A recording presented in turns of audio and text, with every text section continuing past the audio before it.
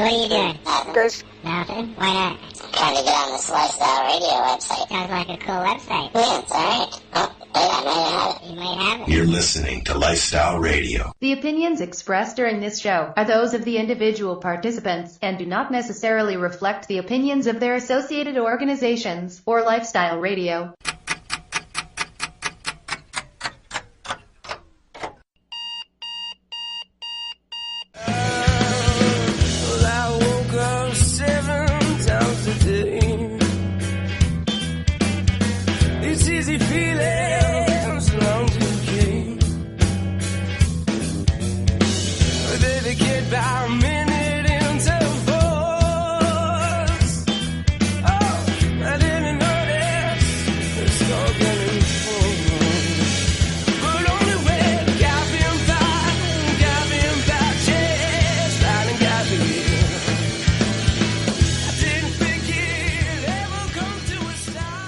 Good morning, everybody, and welcome to Cannabis and Coffee with me, Tamarijuana. It's a, snowy day in the East Kootenays this morning. We woke up to, a few inches of snow, and it's wet, and power went out last night. So, another day in the East Kootenays, I guess. This is actually my second year anniversary show. Well, we're a few days early, but yeah, we've been at this for 2 years. And it's been, it kind of flies by. You don't really realize that you've been doing this and how many guests you've had. You go back and you try and, repeat and try and find guests and realize, I've already had this person or I've already had this person, but I have never had this person on my show. So good morning. This morning, I'd like to introduce you to Loretta Clark. She's a longtime activist out of Montreal. I've spent time with Loretta off the screen and on the screen, and we go back a long way. So good morning, Loretta. What have you been up to these days? Good morning, and congratulations on you doing this for a few years. I have missed you. I'd rather see you in person, it's true, but I'm very happy to be here. And what have I been doing like the last few days, the last few years? Pretty much. Well, we'll go back. We'll go back to the very beginning. Like usually, what I ask everybody on my show is, who are you? Why are you doing cannabis? And what brings you to cannabis? So it's like the who, what, where, when, and why. So who are you? Why did you get into cannabis? And why are you still involved in this gong show? Well, when one is born with the star of justice junkie, one must prevail. And luckily, I found cannabis at a very early age. I was born and raised in Scarborough, Ontario. I grew up on the bluffs there, climbing them like those goats you see on the side.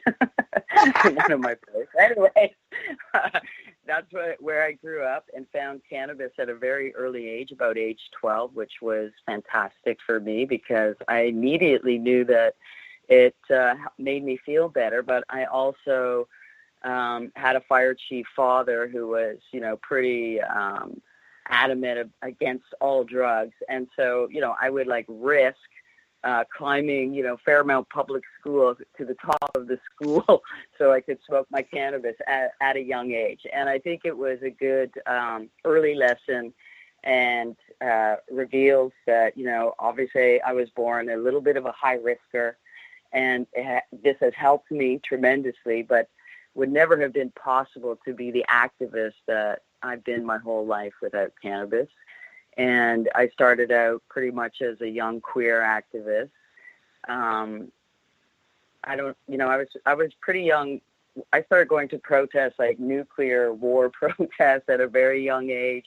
When I started to come into my own identity as queer, I became an activist on that front, and that also pushed me in the front of HIV/AIDS, and that is where I really found the mama weed in a big way. And ever since then, really, became a cannabis activist at that time. I mean, I was lucky enough to be young enough that, and where I grew up, that there was a lot of cannabis. We would order pizzas, and we'd have 2 joints taped with the pizza, like under the top of the pizza box. We used to get pizza with cannabis. So I'm looking forward to those days again. Yeah. well, for some of us, they've never ended. Right, exactly. Now you're in Quebec now. Like they just had a provincial election there. How's that going to affect cannabis in Quebec now? Is it going to change any of the stances the previous Liberal government had? Is it going to make it easier, or is it going to make it harder? Like, what's that going to do for you guys out there? Well, politics. It's a weird thing in Quebec because I would say Quebec is really the oldest province, country, whatever you want to call it, and I spell country C-U-N-T-R-Y, by the way. Sure. So Quebec, cannabis in this country has, been here the longest and been grown the longest. I'm actually a descendant from a patriot, and I think you'd be happy with what I've been doing here. But I came only 10 years ago because I became a grandmother. I never planned on moving to Quebec, but life takes us in different directions. So here I am, and I would say some things are worse already. Like today, the new leader has said no smoking at festivals and concerts. Well, people in Quebec have been toking at concerts for 50 years. And, and so this is, but this, what I think is, well, you know what? It's time for us to boycott and to have our own festivals and concerts. Like, fuck them.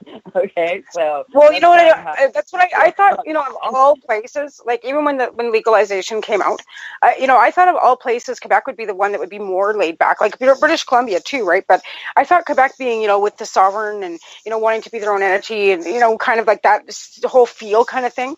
And Montreal is so cool. Like, I loved Montreal when I was out there. It was just so laid back, and I know, I was there with you and stuff, so maybe that's what made it so cool too. But Montreal was so cool for me. Like I didn't want to come home, and so when this whole realm of legalization started rolling out, I actually thought like Quebec would be the most laid back province. I figured they have their own regulations. Every province, just probably like every county has its own bipolar special persona, okay? And so in Quebec, because of the church, you have these rigid Catholic mindsets that are deep embedded. And then you have this other side that is so into freedom that I never saw people toke like they do on the streets, like in the streets of Quebec, until I came here. So, of course, it makes sense you would think that, but unfortunately, because the people voted in Legault, here's the thing. He's a businessman. And just like, Ford, who has been, first thing he does when he gets in is disrupt and hurt low-income people. Well, that's probably going to be the same that happens here. But look what Ford did in Ontario. He's blown it wide open. Here's the one motivating factor that I know has always worked. And as a Torontonian in Montreal the past 10 years, I have driven, I'm sure, so many people crazy by saying, talking about all the lounges in Toronto and the dispensaries and how free they are. And they don't, because I know this rivalry between cities is like as old as our country. Okay. So basically, when they start looking that Ontario is making all of this money and sucking all these, tourists to Ontario for the cannabis, they're going to have a big change of heart. Because right now, I don't know how many stores they are slated to have open. Not many. Everybody thought it was a joke when they announced that they were only going to have so many stores. But that's, we are in a process, and we have to remember a lot of things are going to change. We have to keep fighting. There's things we must fight for still. And we have to evolve the argument. And that's where I want to go next in terms of what does medical mean. So, right. I think that's where the next step for a lot of us is going to be, is like, defining that line, right, between recreational and medical. And, we never really ever wanted to go there. Like, that's not something that I ever wanted to do. You know what I mean? Like I always thought, we're all medicinal in our own sense, right? Like that's how I've always looked at cannabis. Like even if you're a per se recreational user, you might not realize it's medicinal, but it really is, right? Of course. But like I said, now we're really going to have to define that line, and it's heartbreaking to me. I don't think it's divisive on all levels. Well, right? They set it up that way. Way. We don't have to be emotionally connected to it. The head of the CMA, the Canadian Medical Association, which I ask, is this our NRA? They're trying to say there's no need for medical right now. Well, we all know that's bullshit. Just that the amount of science and that there's so many people who need THC and CBD. So, since the government is set to make billions rather quickly, I think it's incumbent upon us activists to push for reparations for the low income, to push for CBD for disability, and including poverty. Poverty is a disability, just like addictions. To push, we can save lives very quickly with lounges for those suffering from opiate use. So there's so much that we can go. I get it that, we had to go into this camp of medical. When I first started, and the medical that I saw that grew out of the HIV crisis in Toronto through the court system, basically, it always was about saving lives. It was always about that from the beginning. Okay, so of course, myself, as somebody who's always been very healthy and strong, I never identified as being sickly. I'm someone who hates to go to the doctor. So basically, I'm lucky, I get it. I'm very lucky, and I never take it for granted because I was on the deathbeds of HIV/AIDS, quite a bit. So I don't take my health for granted or anyone else's. But medical, sadly, or for whatever reason, had to open up to, of course, yes, the chronically ill, but we had to identify as medical. And I'm sure many people, it's weird. It does put you in this weird in slavery to the white coats, is the way I see it. But it was necessary. It's kind of like I never believed in same-sex marriage because I don't believe in marriage, but I absolutely believed in fighting for it so that people who wouldn't have their loved ones on their deathbeds be treated like invisible, or you know what I mean? Like I knew how important it was as a human right, but I certainly didn't want to embrace marriage. But anyways, that's just me. That's just me, because I kind of see that as an old slavery institution too. But that's just me, and I didn't want to embrace medical. And I could also see that when I was pushing it in Montreal, getting people to be medical so they could grow whatever. I could see that some people, one guy who had cerebral palsy, and he came into the store, and he got busted, or he had the cops come to where his grow was. So he was thinking about becoming medical, and he clearly had a disability, visible disability, but he didn't want to be. He didn't like the label of medical. So I realized how, it's weird how we are, because we're such a society on so many levels that punishes, if you're weak or sick, or it's fucked up. It's like, it's so a part of so much about our survival and says so much about us. But, so for me now, medical must go into the social determinants of health. And it has to, first of all, we have to get going on demanding that low-income people, especially those of us who participated greatly and built this industry, have a place in it that is a very good place, because it's the least of what we deserve. Yeah.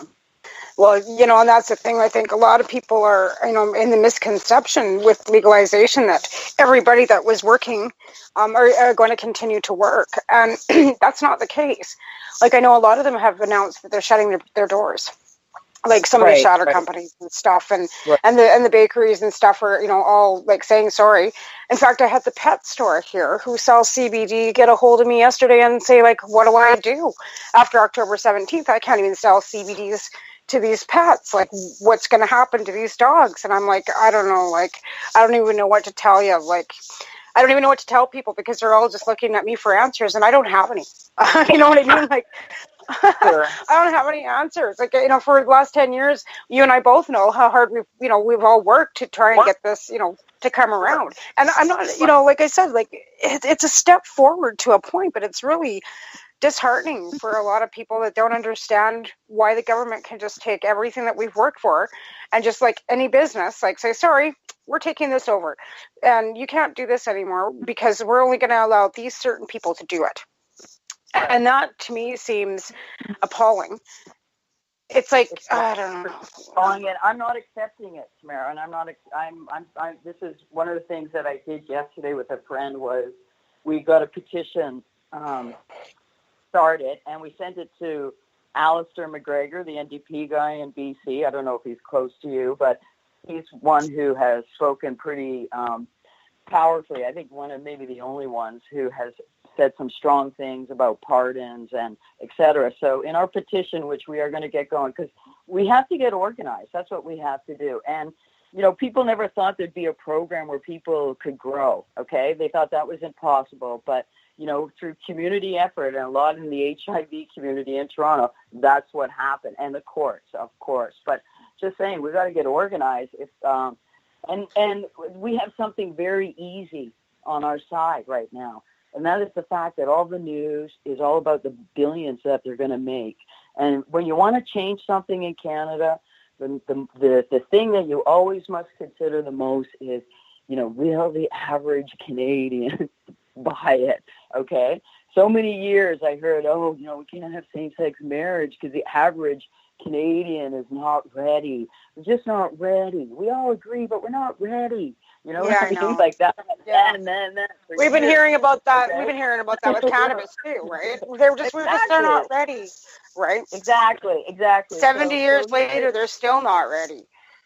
So the thing is the average Canadian is someone who, is fair-minded, and when all of this money and look who's making all the money, is really like understood out there, and it really like is understood what you did to people who were trying to medicate themselves, make themselves feel better, trying to survive, make a living. What you did to people is not okay. There's going to be a consciousness that's going to come up from this. And so that's why we have to do petitions. We still have to, whoever the politician is. People complained a lot about the Liberals, but, they'll be crying for them by Christmas, I think. Right.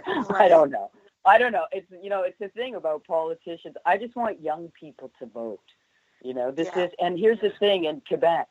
People come here from all over because it's a young city and it's a party city, and they can get the best weed for the third of the price if they're coming from America, which they just come. They come in droves.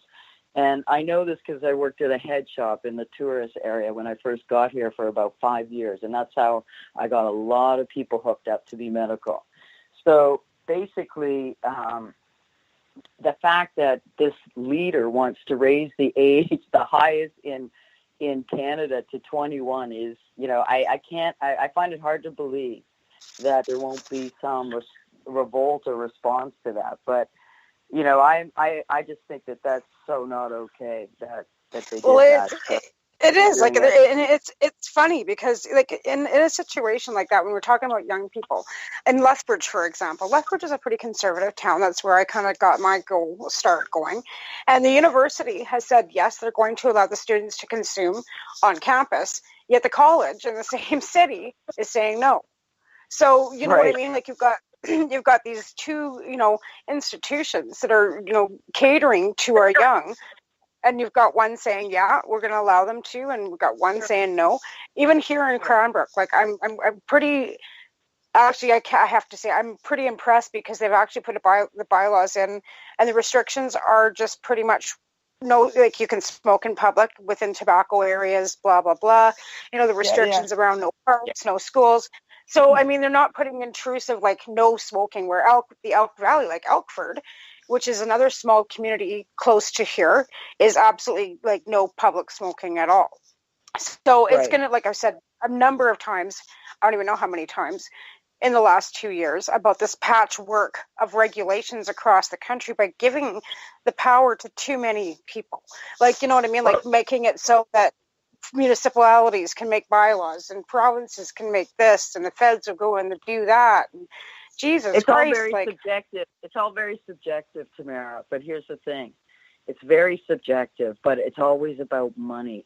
And these politicians, and it shows how it just depends on who's in charge of the college, you know, whatever. It's just like, it's very subjective. But once they start seeing that university has now provided cannabis studies, that university has now, like, they're a lot richer because they were pro-cannabis, just like, you know, being pro same-sex marriage brought huge amounts of money to Toronto, because they created this industry of mainly Americans, but people from around the world would come just to get married on Pride Week, and you know, so it's the same thing is going to happen, and that's the thing that probably also had a lot to do with changes amongst whatever people who were negative, because they could see the positive, because the positive is so overwhelming, and it brings in so much money.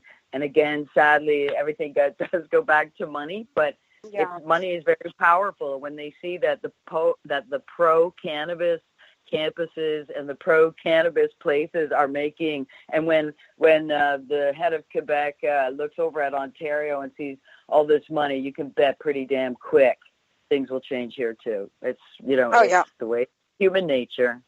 Petty. Absolutely. And not well, pretty. absolutely. No. And I mean, even in town here, like they've approved, they're going to approve up to 10 stores in Cranbrook. And Cranbrook isn't very big, but 10 stores, that's kind of like, that's good. More than Montreal, I think. Yeah, that's right? Ridiculous. That's awesome. Oh, it's awesome. So it's like, okay, well, I don't even have to go in front of city council and fight, because they're already like proactively making it so that they're making it so we don't have to. And I'm not complaining about that. Like I'm not complaining that they've actually seen the light. Maybe the work that we've done, in the past, and talking to them in the past has actually made it so that this regulation has come out this way. But I'm not, like I said, for me, it's like, wow, maybe they did listen. Wow. Wow.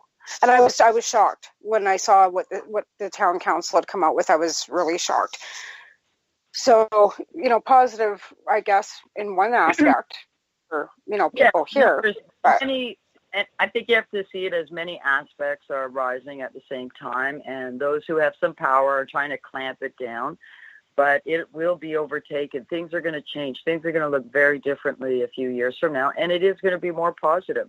But it's like, this is an opportunity this is the biggest opportunity for whenever is the government going to have so much money to do the right fucking thing by, for the people who were crushed like pills because they chose a plant, and people who got swept up in gangs or whatever, went to prison and then became a gang member, all because of their policy, that they has to do something for us, and we must insist on it. And that's what I say is the new medical.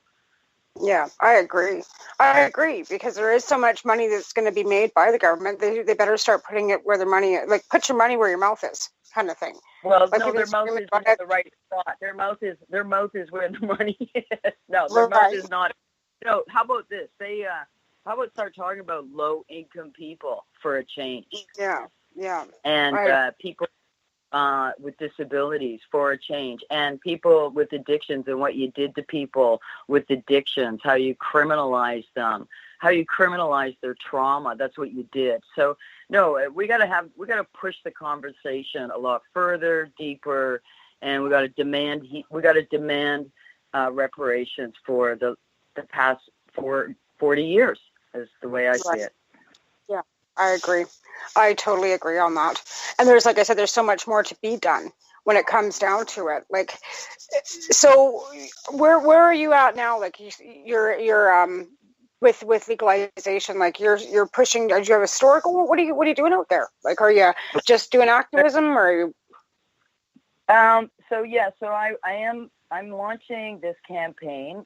Just waiting to hear from. They have to get a member of parliament to approve it. So I'm hoping he's going to approve it. So, it's saying maybe a little nicer than how I've been saying it with you. You're not allowed to use bad language. Oh, no, we're explicit. You can swear on my show. On my show, if you can. Maybe not in a petition. I'm organizing the petition, and I have some people who are involved who are awesome. And we're also doing weekly brunches called Buzz Brunch. We're going to start on a weekly basis, and this is a cafe that happens to be very close to where I live, which is awesome. And we've only had one. We've only done the first one, and the cafe owner he's very excited. He's very interested. He's a little bit scared, so we're trying to be as safe as possible. But this is also why I'm demanding, we need to have various lounge models, for the low income, and to have some programming through these lounges. We can be hooked up to legal aid and get the pardons going for the low income first for a change. Okay. So there's things that we can do. And so that's what we're focusing on now. There's been lounge events here, but no lounge. There's been no lounges in Montreal. It's been I've been the person going around yakking about lounges for the past decade. We have no lounge here. It's going to come. We have no lounge here. And I've mentioned that to a few people here in town too. I don't know if we're going to be able to have a vapor lounge here either. I know I've mentioned it and would like to see it happen too. Like I said, if you don't want public smoking, you have to get it off the street, then have somewhere for people to go that's safe. They absolutely have to. They absolutely have to. This is why all levels of government must be involved, because this is where the cities will get involved, in the municipalities. So, no, they can't say, yay, it's legal, but you can't toke anywhere, and maybe not even where you live. Don't you dare do it in your car anymore, because then they'll take your car away. Basically, no, they have to allow. This is like a human right for these lounges, and this is what medical is, and I feel like that's what we have to insist on, what medical means, the new medical. Right. Well, that's the thing. The ones that are already holding their MMARs or their ACMPRs, what's going to happen to us? Let's face it. The reason why these licensed producers have gotten wait. Also in my petition, insisting absolutely 100% that patients and craft products have access to the government stores. No, that's also in my petition. I'm very adamant about that. Absolutely. You can't deny access to the people who paid with persecution and pain to build this industry. You can't. This is a violation of Section 7 of the Charter. So, no, we absolutely have to have access to that, and we have to have our lounges with perhaps our own dispensaries in them. No, we have to demand this. This is very important. Otherwise, there's going to be, a kind of a social determinant sickness. And they think that, they ignore us, okay? They ignore the cannabis community. Why? We're not one disease. We're thousands, and, we're addictions, and we're invisible disabilities, and we're many things. We're, just surviving, being prohibition of cannabis for the last few decades has done a number on us big time. Okay. So basically we, should be first in line in terms of receiving the benefits. So that's what we have to insist upon it through our members of parliament, and not let them, we're not just one disease. We're not just one kind of people. We're all, this is our strength, but this has been our weakness, because identity politics wants you to wrap around one illness, or one visible thing or whatever. And no, this is our greatest strength, and that's what we have to remember and keep on talking about it. Yeah. Well, out in Nova Scotia, they busted a bunch of the dispensaries and stuff last week, and they're doing, Mom's doing court support and stuff today, and I believe they're protesting today out in Nova Scotia too, because of the fact that, they've gone in and they've, the only access some of them have is dispensaries. Dispensaries are indispensable. We've known that for years, but it seems like they're just going to start. Absolutely. Right. And now they're just, like I said, destroying this. And never mind, like I said, it's not even the business model that I care about. It's the patients that are being left behind, because where do they go? And a lot of the people that use the dispensaries are older people that don't want to go to the bar to go and try and find a joint from Joe, whoever, sitting, selling his $5 joints. You know what I mean? Hence why dispensaries are so needed, especially for people that are sick. Never mind the people that don't what about professional people that don't want to come out of the closet, even with legalization? I know a lot of people that even with legalization feel the stigma is still going to stick to them because of policies with their jobs. It's also the same, that was the same queer journey for so many people, right? And so you think by getting married, of course it brought more people out, but it's also something internalized. It's very personal. It depends on the person's upbringing or what happened to them for being queer or for being a pothead, whatever. I'm still having some arguments with people who really want to think pothead is a negative term, and these are people who use pot. And I'm like, no. Or stone is a negative term. No. We have, so it's all about, pride. We have to raise the pride. And we will. Yeah. You're doing it by what you're doing here. It's, we could do it in big actions, and we need to support each other. I wish we could all when there's a protest needed, like in Nova Scotia, somehow I wish we could all get there. I wish we could somehow do it with Skype or something. I don't know. Right. We could just be there. Exactly. Canada's such a vast country. We can't mobilize ourselves to all be in Ottawa. We've tried that. We've tried having protests where everybody gets together in Ottawa. But how can, with low income, like you said, a lot of people on disability can't afford to be mobilized. No. And I think that's the biggest problem that we've had, is because so many people with medical are on disability. They don't have the means to travel. They don't have the means to get anywhere. So that leaves us isolated. And even though we're, loud behind the screen, a lot of people, if they can't be mobilized to actually come out, whether they want to or not, a lot of them want to and can't. And I think that's the thing that people don't understand too with medical, is that because of the disabilities, some people just can't get there. And it's not that they don't want to. It's mobility. You can bet they counted on it. You can bet that they counted on it, all of it, to keep us divided, because look at the plan they've rolled out. That the only way they could was because of this division. But we have to be stronger. We have to be better and not being divided. And we are, in many ways, we are the fucking super survivors. Okay, that's how we have to see ourselves. And as veterans, because it really was like a war, okay, many, many layers, and maybe one of the worst wars of the last 100 years in terms of how many people have lost their lives and been, terribly harmed. So it's gone to jail, have charges, can't get jobs. Exactly. So in our lounges, we want jobs first, cannabis jobs first, for those who were harmed and for those who need flexibility because of disability. We want to create models that are truly community-based and that are revolutionary, quite frankly. I think we have to go big in that because we survived. We are the survivors, and we have to do it for those who didn't. I agree. Yeah. And I mean, that's the thing, I tell a lot of people too, that's why we continue to do this, because we're the voices for people that can't. I had a cannabis cup out here in August, and I have lots of friends that work in healthcare and work in town here that work in healthcare that wanted to come but didn't want to be seen possibly by somebody that might see them at work or, and it's I get it.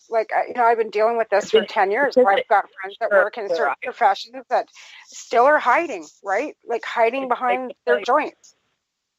No, look at it. It's like teachers who never wanted to admit they were queer. No, it's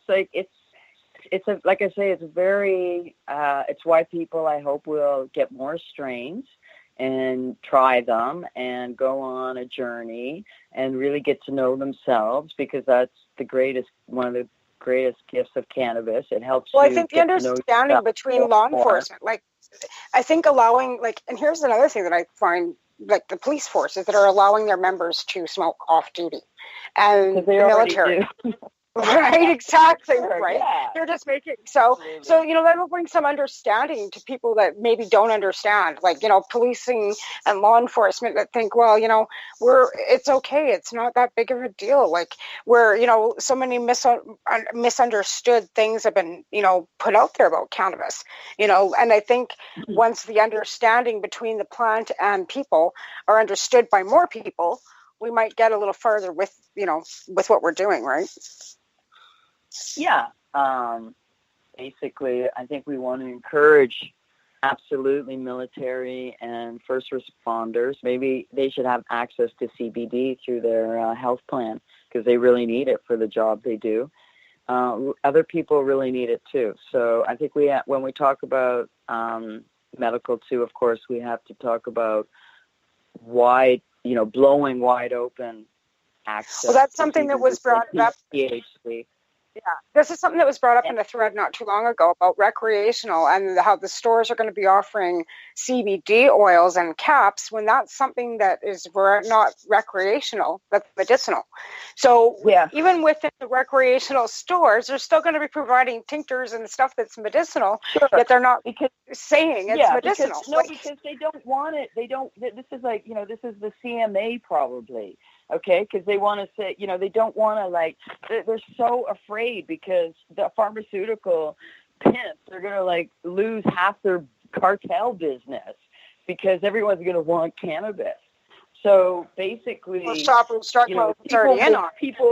who gets to suffer again? So of course, people who need it the most, who are quite ill, chronically dealing with issues, seizures, whatever, and who really need to have CBD every day. This is that they won't be covered. You know what I mean? It's no, we cannot accept that. Those of us who use cannabis every day, who revere the mama weed for every gift she brings us, we have to fight to have access for CBD for people who really need it. Yeah, and again, with like you said, the daily user, right? But that's where the stigma comes in, because somebody that drinks alcohol every day is called an alcoholic. So I think the stigma there too with people that use cannabis, they believe that we're addicts. And that's not the case either, because that's again the differentiation between medicinal and recreational. Because people that use cannabis on a daily basis are more medicinal, though. Whatever. I mean, again, I never cared so much about, it's like whatever reason you want to use cannabis, everybody should be able to. So that's the recreation argument, but it's also the medical argument in my view. Right, exactly. It's unfortunate, maybe, but of course, they're playing these games because they do want to minimize medical because they don't want to have to pay for, and it's like, no, if you're going to have pharmacare, we want Canacare. Okay, we want a choice. And that's, because this all started with medical and people who are sick. Terry Parker, who had epilepsy, a foster child who was experimented on by the system, and, him and HIV, AIDS, Jim Wakeford. This is where these court cases all began, medical. So medical people, people going to prison because they knew that the thing that helped them live was cannabis. And basically, it's important for us to still work hard for access, fair access, to people who need it. Because, of course, the pharmaceutical companies just don't want people to be replacing their drugs. That's right. Well, quality. And that's the thing I think. I know, and that's the thing that I know a lot of people are worried about. Why many people are wanting to grow their own is because they're worried about quality. It's the same as tobacco. They get a hold of it and they put formaldehyde and all kinds of chemicals and stuff into it. That's a discussion that we're having with cannabis too. What are they going to do to it? Pesticides have already been used in medicinal grows already and poison some patients. So what poisons are they going to be putting in the plant? Another argument there, right? Yeah. No, it's all going to be better worked out for us than it is right now. But what we have to anticipate is another wave of cannabis users who will come onto our side and maybe understand what we've been through, and also work with us to demand programs through lounges for those who've been harmed and for those who need CBD to live and THC. So it should be something that is not so hard to do, given the billions and the billions and the billions that the government has set itself up to make. So, right.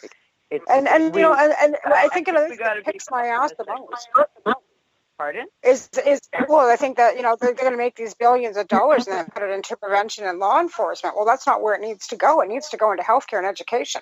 So when they're, citing that they're going to be using all this extra money for law enforcement and for prevention, what about the healthcare system that's already falling apart?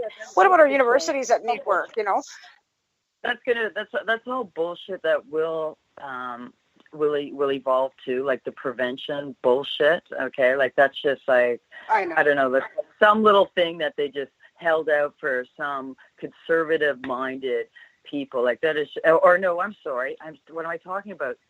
Who owns the rehab industry? Probably the white coat. So that's a little gift to them. Okay, and that's just that crap bullshit is going to change, and people who think people are going to like. Whatever they're going to think, that there's going to be all this new schizophrenia, like these very lowly intelligent people who make these claims, and sadly we're backed up by again pharmaceutical driven research to basically lie. But the thing is, more people are going to get cannabis into their system, and they're going to like be in touch with themselves more, and they are going to raise their IQ and their emotional intelligence. And they're going to come on side, many of them, because they're going to realize, what the fuck? Why did all that shit happen? Yeah. What? And then you've got CBC. Why did Johnny down the street get kicked out of his house? And why did so-and-so over there commit suicide? Because they, they were a weed dealer. No, all of this, there's going to be like a new consciousness. It's going to be better. And we have to make the arguments better, but we will, and we do, because we are on cannabis. Well, it's funny because CBC this morning is coming out with this secondhand smoke. Researchers coming from the Toronto hospital putting out that no amount of smoke is good for, unborn children and blah, blah, blah. And I'm thinking, okay, well, Jamaica's already done the research on parents and pot and parenting and, cannabis, and did a 5-year study on research on women that were pregnant and carried beautiful children that didn't have any problems. Now you got the Toronto hospital coming out with something that's totally debunking this, and it's all over the bloody news again. Like, there's so much reefer madness out there still. It just makes me want to just reach out and touch somebody. Like, fuck off with the fucking reefer madness. Look at the people, the homophobes, thought their dicks were going to fall off and gay marriage was, going to become a reality. Like, what? Of course, there's going to be this reaction, and then and they're going to make a big hullabaloo. There's going to be maybe a few idiots who will be stopped at the border. They'll make a big stink about that, and then there may be someone who toked too much and doesn't know how to drive, or is young and new to toking. But in the end, compared to the stats for alcohol or the baby deaths from Tylenol, cannabis is going to come up looking pretty damn good, and there's not going to be much to do about anything in terms of the driving. What I don't understand is before they had no research, right? There was always citing, well, we don't have enough research for this. We don't have enough research for that. Now all of a sudden they've got all kinds of research. That was always their excuse before. Well, we can't claim that it's medicinal because we don't have enough research. But now all of a sudden that it's become legalized, all of a sudden they're just pulling research out of their asses like fucking crazy. Like, when did all of a sudden this research come? Like, you know what I mean? Like, you've got all these stats and all this research that you didn't have 5 years ago, but now you've got it all. Like, it's imploring to me. So what's the research? Sure. So, you have to always look at who paid for the research. Very important. But also, what's the research coming out of Colorado? When they study those cannabis-born babies. Here's something interesting. These babies kind of see right away. You know how all babies don't come into the world seeing. They take a while to get their sight. but cannabis babies come into the world scene. So that's the research. I'm not worried. I mean, where it's been skewed in the past, if they've been doing research on someone who used cannabis but also used other hardcore things, like it's been skewed and whatever. But in the end, people are going to have access like they've never had access before, and it's going to be positive. It's all going to be positive. But again, in our arguments and how we present them. And I think we are presenting them strongly. We are presenting them fairly. We are coming from a place of vulnerability, but that should be our strength. We so deserve the right to have a place in this industry and to be, stamped out and to continue to be treated so poorly it's not gonna fly with the average Canadian. That's what I say. Yeah, I agree. And I think the average Canadian will, like I said, the consumer will always, prevail. And when they realize what the government's feeding them isn't what they want or what they're used to, I think there'll be the outcry from the consumer, which I believe is, really the bottom line of it is that they will see what bullshit's being fed to them and they'll finally get it. Right. Right. Yeah. Yeah. The great news is that cannabis does raise consciousness. And when you have the country that's run by a lot of politicians who live in an elite bubble, and, we used to say when I was very young, there was this saying that was like, oh, she won't say the word lesbian, even if her mouth was full of one. Very crude, okay? But it's very crude, but you have to laugh when you're in the persecution lane. You know what I mean? You have to come up. And so now let's say like, Trudeau won't say the low income word even though his constituency is full of us. So right. It's like because we Exactly. have been made invisible for being low income. And, so we have to start showing some pride on this and demanding our place. Yeah. And I think that's exactly where it should be. You're always talking about the middle class, so you have to bring the low income into the middle class. And hopefully cannabis can do that for a lot of people. And I'm hoping that they'll see that it can bring jobs and it can bring, maybe bring our country out of poverty completely. Bring our low income out. So many jobs. It's going to bring so many jobs. But, how dare, really? Doug Ford's model, is that $10 an hour jobs? That's what we have to fight against. Yeah, absolutely. Yeah, that's ridiculous. So that's the thing I find so disgusting, because at least in the dispensary models that I know of, people are getting paid at least $20 an hour. Oh, absolutely. And basically. They raise, and this is no, we have to demand. That's what's not good about the Ontario model. Even in the black market, they're $25 an hour for trimmers. Yeah. So if you can't even meet up with what the black market's paying people, then you better and don't tell me you're not making that kind of cash. When I'm when I have to buy from Broken Coast and it's $13 a gram, don't tell me you don't have the money to pay these people. Don't tell me that. No, exactly. All right, my dear. Well, we're going to have to wrap her up here. I guess we ran for a full hour, and without a break. We didn't even have a break. Yeah. Well, it's always fun, right? Well, I have to go back and remember the first one. Yeah, the first one was in Ottawa. I hung out with you. We went and smoked joints at the Senate, and then I went to Montreal and got to hang out with you too. So we've had a couple really good trips together and had a lot of fun. Yeah. I loved hanging out with you. Montreal was so fun, but again, Ottawa too, like I said, the epic trips, and that was 2000 and, oh God, when was that? 2011, I think it was. It's like I said, here we are, 2018, and we're still battling away at the same things, right? But it's so good to talk to you, and thank you again so much for coming on my show, my 2-year anniversary show, no less. So we've been running this, for 2 years. I'd like to thank my sponsors that have stuck it out with me too, who are 12 High Chicks Magazine, Canadian Therapeutic Cannabis Partners Society, Mom, the Maritimers United for Medical Marijuana, and the Haley Rose Foundation.